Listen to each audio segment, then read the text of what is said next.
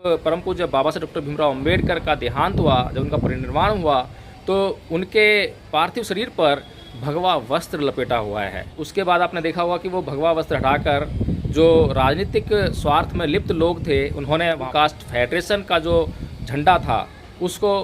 बाबा साहब डॉक्टर भीमराव अंबेडकर के शरीर पर डालने का काम किया। साथियों, मैं आपसे गुजारिश करूंगा कि आप एक बार यूट्यूब पर जाकर आप इतना लिखिए सैफरन रिवॉल्यूशन और उसके बाद जो है उसके परिणाम देखिए।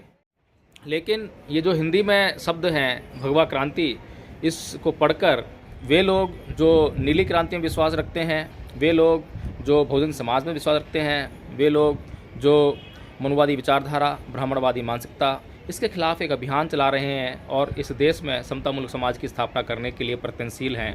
वे लोग इसमें शायद ऐसा समझ रहे हैं कि भगवा क्रांति का मतलब ये है कि ये ब्राह्मणों द्वारा या ब्राह्मणवादी मानसिकताओं के द्वारा या आरएसएस या बीजेपी के द्वारा चलाया जा रहा कोई प्रपंच हो सकता है। साथियों,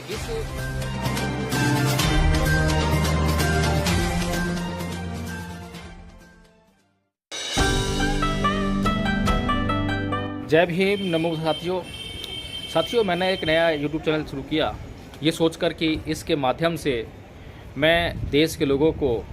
और दुनिया के लोगों को भगवान बुद्ध के बारे में कुछ संदेश देने का प्रयास करूंगा। यह चैनल मेरा दोनों भाषाओं में चल रहा है, हिंदी में भी और इंग्लिश में भी। भगवान बुद्ध के जो संदेश हैं, जो उनकी देशनाएं हैं, उन पर मैं कुछ कमेंट्रीज टाइप करके आप लोगों के बीच में रखता हूं, जिससे कि पूरी दुनिया भगवान बुद्ध के संदेश को समझ सके और भगवान बुद्ध के जो सिद्धांत हैं उनकी गहराइयों को समझ सके, ताकि पूरी दुनिया में जो माहौल अभी बिगड़ा हुआ हम देख रहे हैं, ऐसा लगता है कि पूरी दुनिया बारूद के ढेर पर बैठी है। और अभी जिस तरह से यूक्रेन और रूस का युद्ध चल रहा है,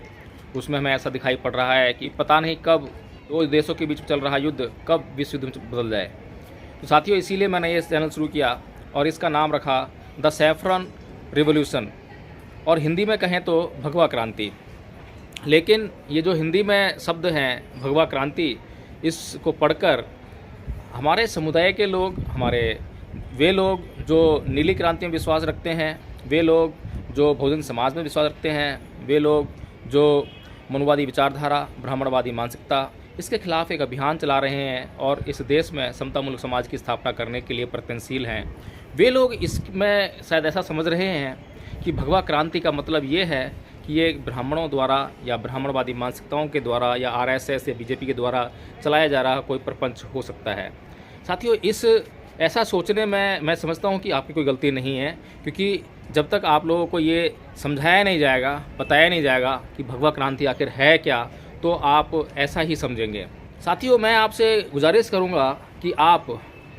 एक बार यूट्यूब पर जाकर आप इतना लिखिए सैफरन रिवॉल्यूशन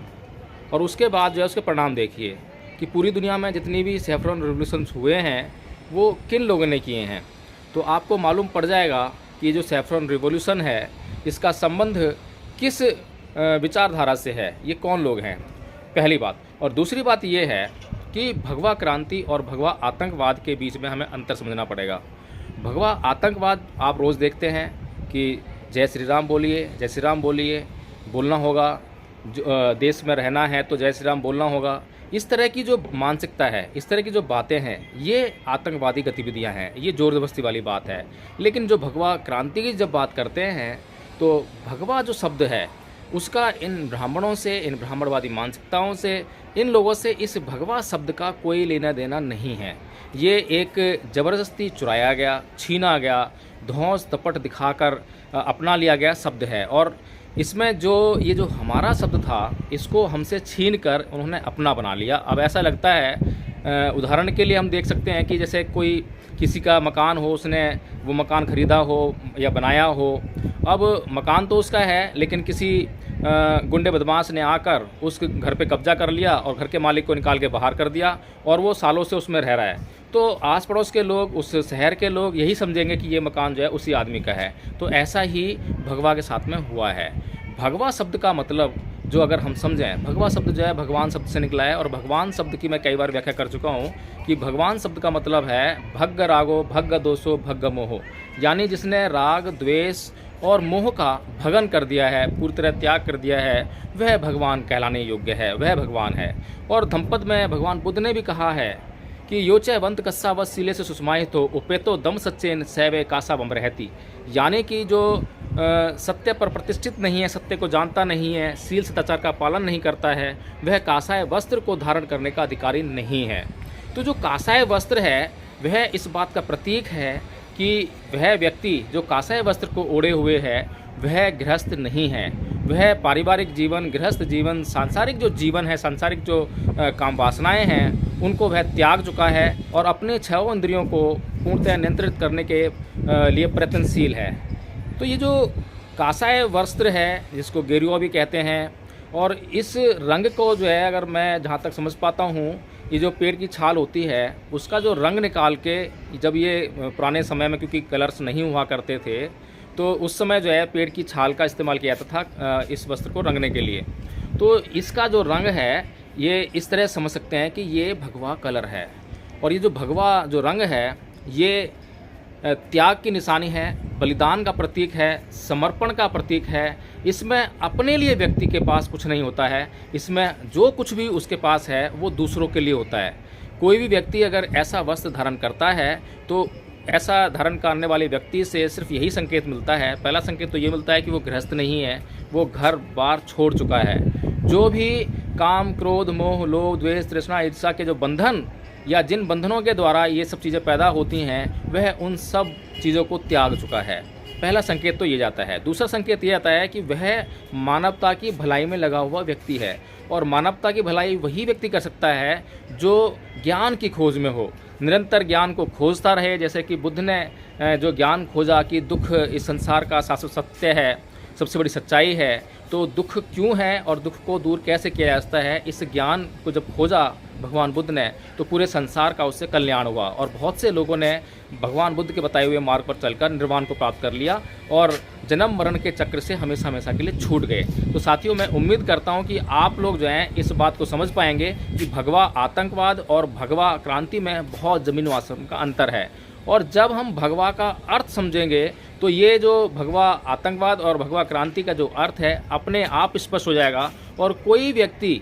यदि भगवा क्रांति करना चाहता है तो हमें उसका समर्थन करना चाहिए, सहयोग करना चाहिए, उसमें बुराई क्या है। लेकिन भगवा क्रांति को पहले परिभाषित करना होगा और उसके अर्थ के हिसाब से वो क्रांति करनी होगी। ऐसा नहीं हो सकता कि आप भगवा क्रांति के वेश में भगवा आतंकवाद को फैलाएं और उसके लिए हम लोग समर्थन कर दें, ऐसा हो नहीं सकता। भगवा क्रांति करने के लिए आपको राग, द्वेष और मोह से बिल्कुल अलग होना पड़ेगा और मानवता की भलाई में लगना पड़ेगा। लोगों को करुणा, भाईचारा और मैत्री का संदेश देना पड़ेगा। सुख, शांति और समृद्धि के लिए प्रयास करने पड़ेंगे। लोगों में मैत्री भाव पैदा हो, लोगों में दुश्मनी का भाव खत्म हो, इस तरह के प्रयास करने होंगे। जो भी व्यक्ति इस तरह के प्रयास करता है, जो भी संस्था, जो भी संगठन इस तरह के प्रयास करता है, तो हम लोग जो हैं उनको निसंदेह सहयोग करेंगे, उनका समर्थन करेंगे। तो ये साथियों, मैं आशा करता हूँ कि आपको जो है द सैफरन रिवॉल्यूशन का जो अर्थ है यानी भगवा क्रांति, उसका अर्थ आपको जो है समझ में आया होगा। और अब मैं गुजारिश करूंगा आपसे कि मेरे YouTube चैनल को आप जो है ज़्यादा संख्या में सब्सक्राइब करें और उसके वीडियोस को देखने के बाद आप खुद तय कर लें कि ये भगवा क्रांति है